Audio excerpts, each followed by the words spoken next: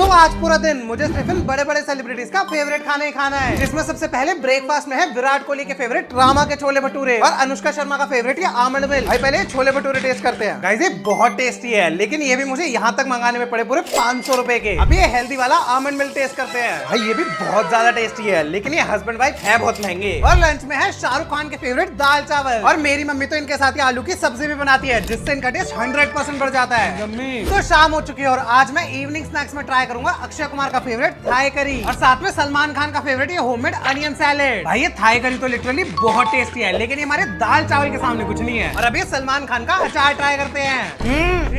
मैं आ जाऊं क्या? भाई टेस्टी था, बहुत ज्यादा टेस्टी था। और आज डिनर में है हमारे प्राइम मिनिस्टर मोदी जी के पराठे, ओ सॉरी मोदी जी के फेवरेट ड्रम स्टिक्स के पराठे, और साथ में राहुल गांधी का फेवरेट ये आमरस। गाइस ये सच में इतना टेस्टी था, मैं एक ही बार में पूरा पी गया। अभी मोरिंगा के पराठे टेस्ट करते हैं। भाई मजाक से हटके सच में बहुत टेस्टी है।